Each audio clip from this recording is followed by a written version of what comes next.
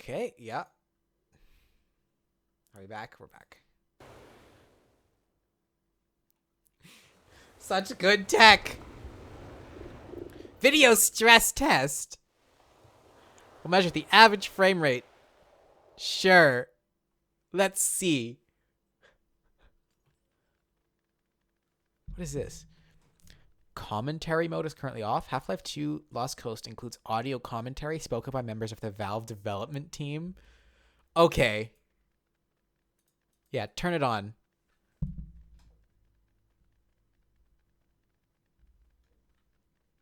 Aim your crosses at any balloon and then press the use key. I had to get real close to see to read that because it's 4K. Yeah, dude. Video stress test.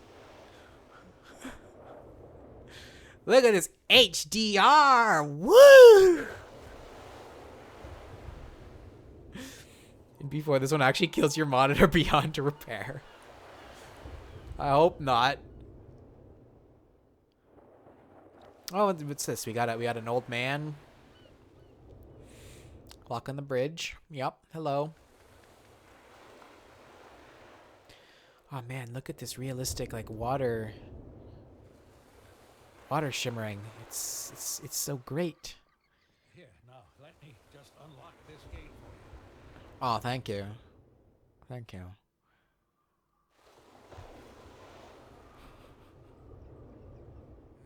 Got the key right here. Oh, do you? That's good to know. Too bad I'm a floating camera. Bye. These 2007 graphics gonna make you nut. Oh yeah, look at that high res texture. Oh yeah, look at that skybox. Oh boy. Look at just look at all this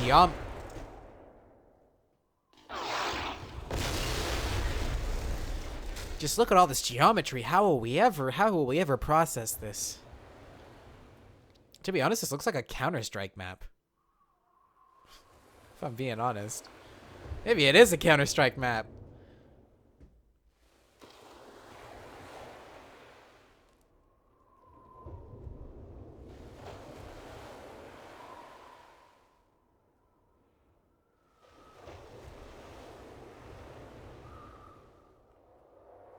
Oh, man.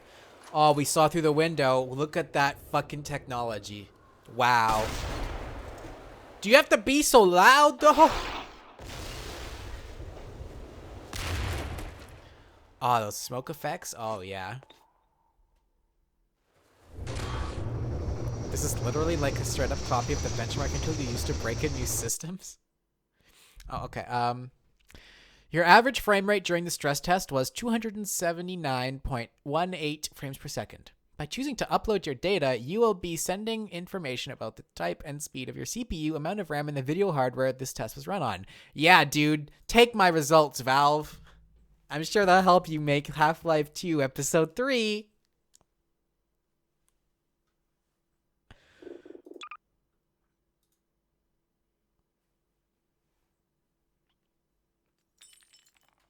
Turn the fucking audio commentary on. Let's go.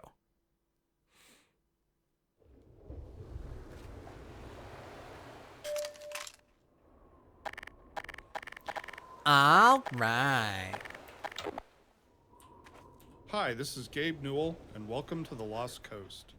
In this tour, we're going to be talking about a new graphics technology we've been developing called High Dynamic Range, or HDR. We'll also be giving you some insight into the design and production challenges we faced during the construction of the Lost Coast. First, a quick explanation of the commentary system. To listen to a commentary node, put your crosshair over the floating commentary symbol and press your use key. To stop the commentary, put your crosshair over the rotating node and press your use key again. Some commentary nodes may take control of the game for the purpose of showing something to you. In these cases, simply pressing your use key will stop the commentary. I didn't think we'd actually get Gabe Newell talking to us. They were just waiting for one more submission. Now they can start making it.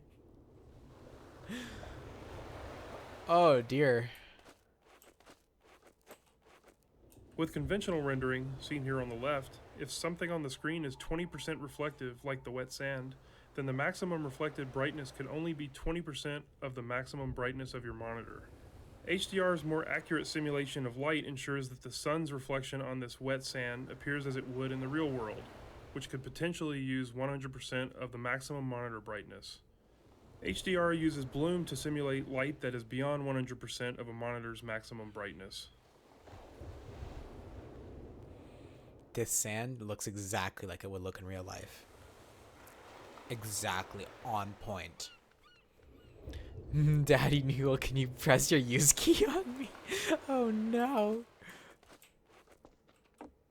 The process of building characters in Half-Life 2 taught us many things. By the end, we believed we'd figured out a more effective process for designing and constructing characters. This fisherman is the first character we built using that process. Design-wise, the fisherman was focused on showcasing HDR and the way light falls on human skin. The highlights on his forehead and nose are good examples of specularity on human skin. You can see how the wrinkles on his cheeks and around his eyes are an example of how we can use normal maps to add depth. Production-wise, the fisherman was built using a similar process to the rocks you saw on the beach. We model the 3D character at a very high detail, then extract much of the physical information and store it in the textures. Very high. Do not look at me, dude. Very high detail.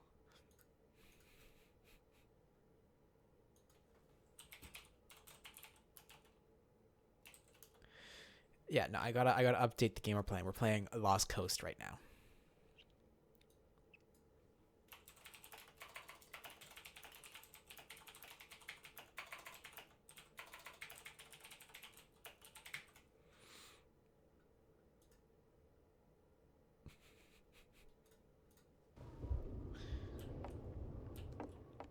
Hey, you there?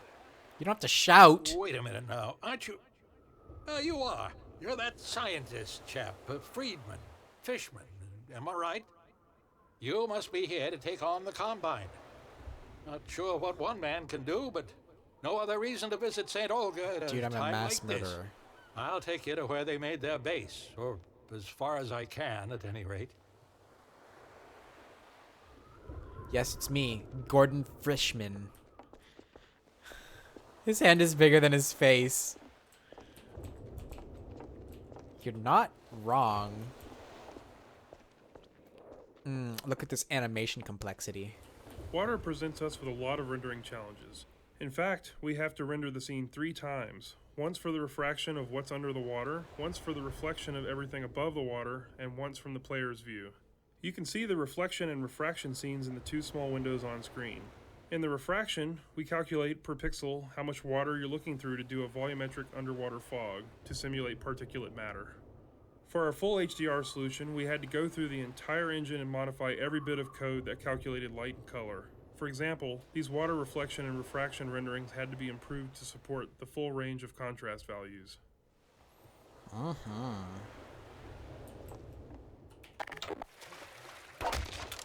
This gate for you. Got the key right here. Get along now, laddie. Destroy that gun and no dawdling.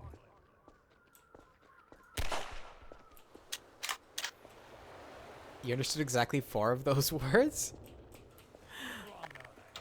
Destroy that gun and no dawdling. I mean, I think it's interesting at least.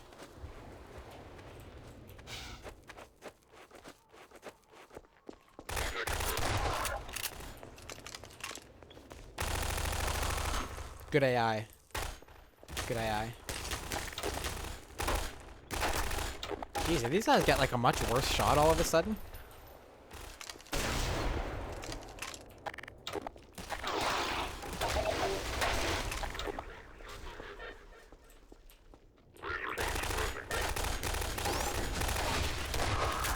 Rude! Major fracture detected. Automatic medical systems engaged. More administration.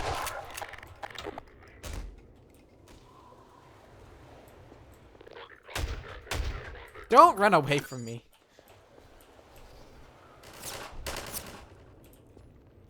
Well, how the fuck?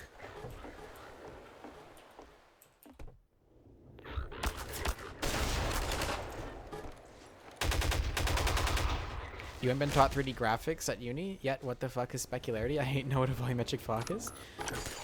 I mean, I wasn't taught that either. I learned it myself.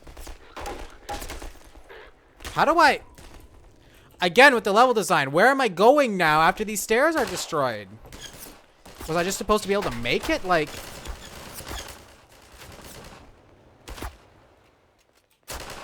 Oh, you tricky fucker.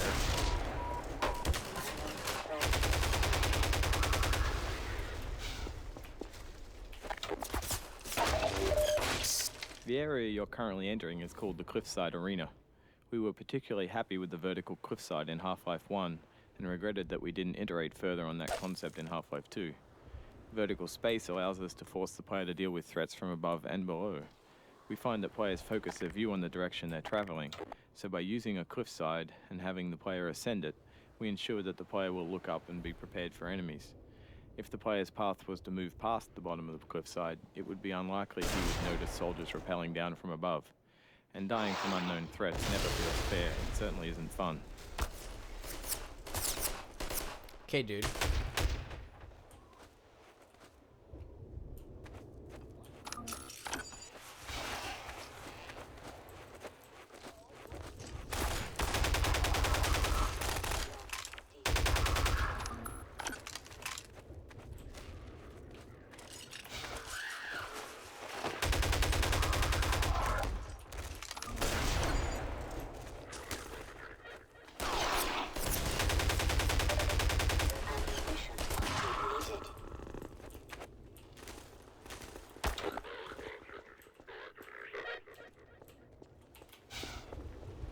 One of the features of our HDR solution is dynamic tone mapping. The easiest way to think about dynamic tone mapping is that it's a method of simulating the way the human eye reacts to light. In the real world, you've probably walked into a dark room and noticed your eye adjusting to the darkness, letting you see better after some time. Or you've walked out into a bright day and been blinded by the sun, only to have your eye adjust and allow you to see normally. Your iris is adjusting itself in response to the amount of light hitting your eye. Dynamic tone mapping simulates this by automatically adjusting the exposure of the scene to mimic the behavior of your iris. You can see this as the view moves from the dark tunnel to the bright sun and back again. Here, you can see the way we calculate the amount of light hitting the player's eyes. We take a snapshot of the scene, measure the brightness levels, and then use that to adjust exposure. We consider light at the center of the screen more important than at the edges to better simulate the geometry of the eye. Interesting.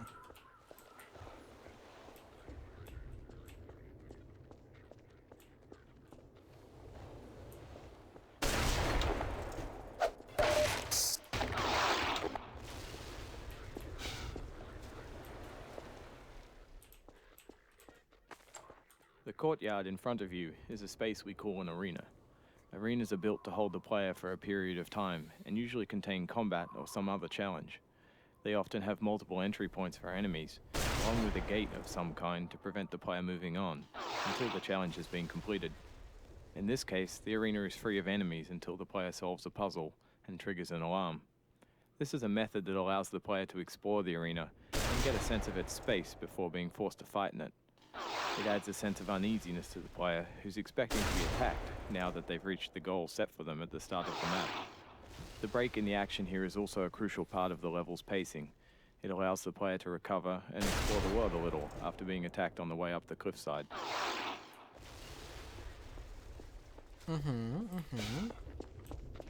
So I gotta solve a puzzle, huh? Great. Is it to fall down this hole? It won't let me. Aw.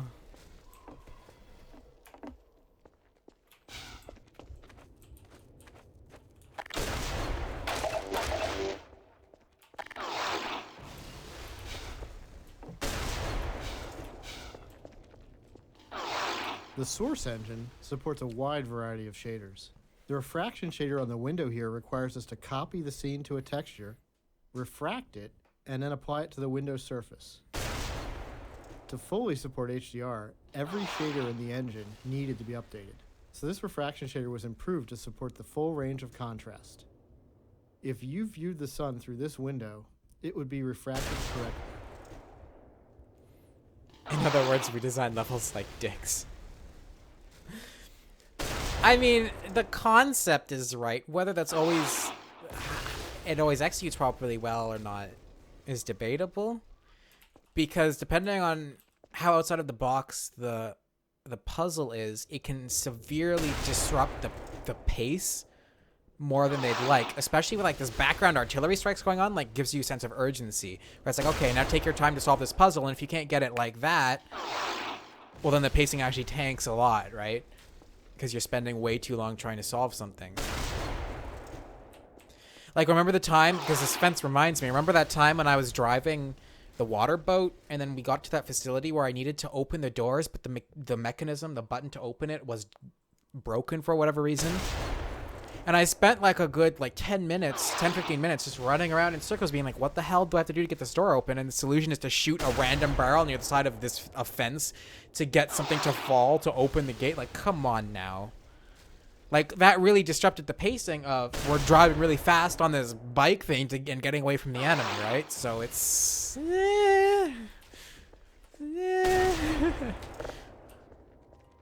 We wanted to transition from a bright, wide-open space into a tighter, closed one to showcase HDR's dynamic tone mapping. We also like to focus on contrasting elements in our settings, like ancient human architecture and futuristic combine technology. A monastery fit these requirements perfectly. Monasteries are generally isolated, unlit, and built ages ago. They provide a great backdrop for the contrasting combine technology. When we build fictional settings, we try to ground them by basing them off a real-world location. We use this location as a design constraint that forces a logical consistency behind the art choices.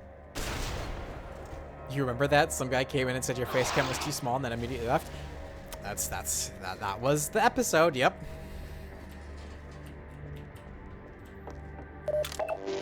Churches are great dramatic spaces. They're often lit naturally with extremes of darkness and brightness, which makes them a great showcase for HDR. Gothic churches are the sober monochromatic spaces that you've seen in almost every horror movie or game. Byzantine churches, on the other hand, are very colorful and have a large variety of materials. We wanted that color and material variety to show off our HDR reflections.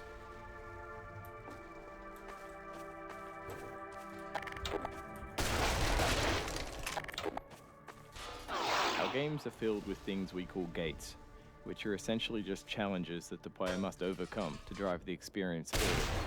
We used a puzzle here since the player has been through combat and exploration recently. When we design challenges, we try to ensure that the player's goal and the action required by the player are both fun. It's not hard to create interesting goals for the player, like stopping this machine from shelling the nearby village, but the action required by the player to solve the challenge needs to be fun as well.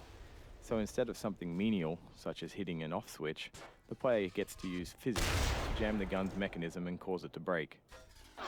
Right, and that's outside the box thinking, but at the same time, it's kind of wonky sometimes, and it's not always clear that that's what you're supposed to do.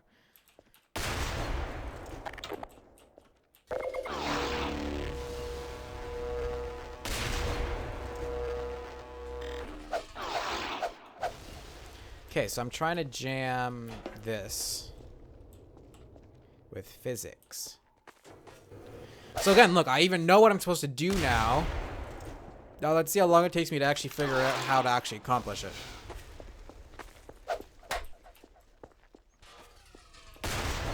Gotta jam something up there. We have the gravity gun. Also, first off, I didn't even know that this was the artillery cannon that was shooting, okay? Like, yeah, I knew something was moving in here and stuff like that, but, like, looking at this, like, what the fuck is this? I guess this is a shell or something? I don't know. How was I supposed to know that this was even the artillery cannon? I mean, I guess, okay, it's boom, it's shooting. So there are some clues, but at the same time, like, this doesn't look like a normal cannon from inside this church. Like, how was I supposed to know that? At no point was there, like, a clear visual that was like, here, this is a gun. it's shooting, go into the church and stop it from shooting. So it's like I come in here, I'm like, what am I actually trying to do here, right? Oh, that didn't work. This one's like this. So maybe I'd put something in there when it's open.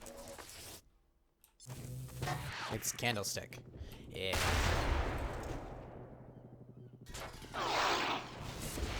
No. Oh, God.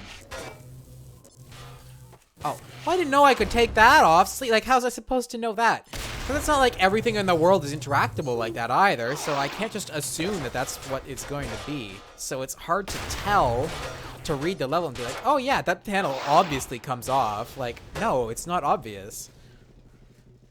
Okay, open up.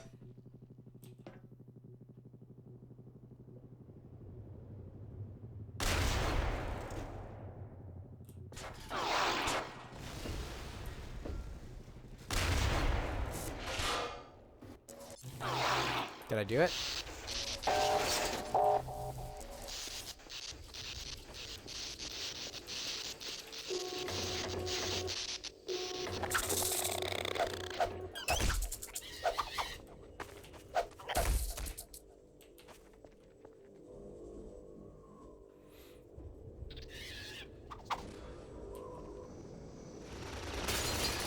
Oh, hi. The door is locked.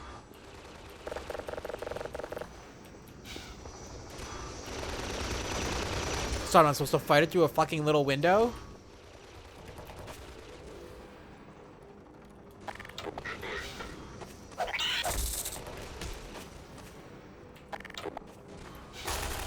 Oh, hello.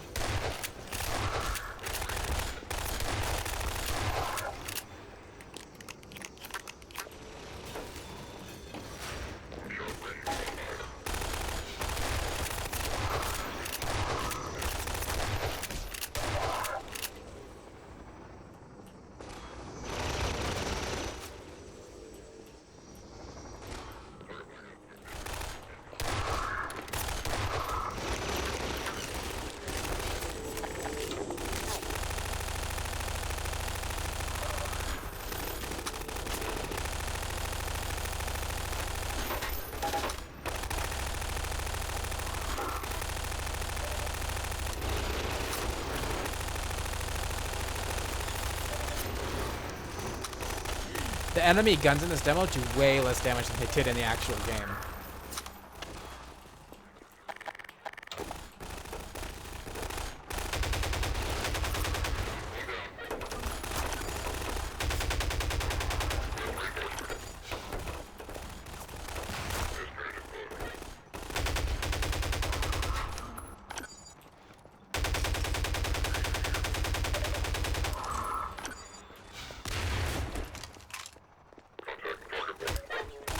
Depleted. No, we're back in. Okay. Are you gonna tell us, talk about how great the fucking... This marks the end of the Lost Coast tour. This has been an experiment on our part to see if our community would find it interesting to learn more about our development process.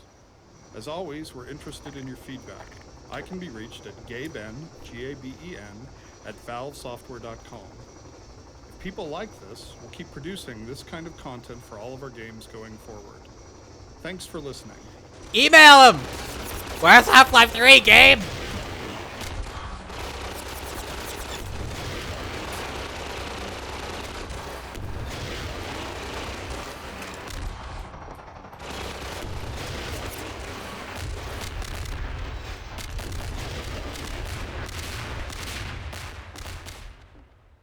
No one emailed them, that's why they didn't make a third. Oh no!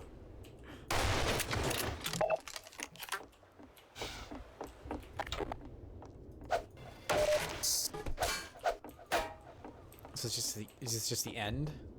Is there no like end screen, like you did it, or is it just...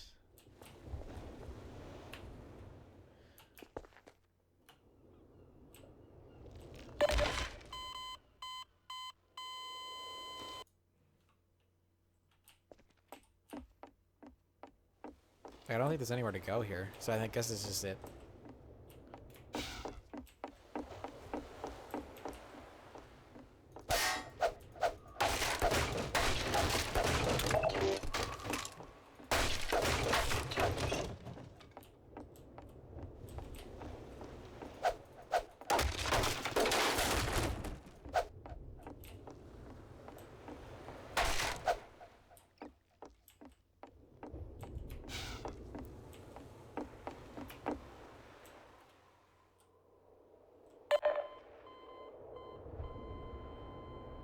Oh, that's Half-Life 2 Lost Coast.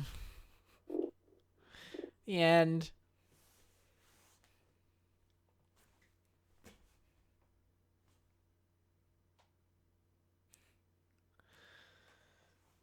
Okay. So that was 3.5 hours. So that'll do it. That'll do it for today. So Friday, some random indie game. Let me enunciate that better. Is the plan for now. And then next week on Wednesday, I don't know. Maybe it'll be Half-Life 2 Episode 1. Maybe it'll be a different game. It's just wild. It's just wild. I'd do a poll, like a community poll, but there's no community for me to do a poll on. So I'll see how I feel about it, is basically how that'll go. So yeah. Thanks for watching. Make a third game, Valve, because you said you would.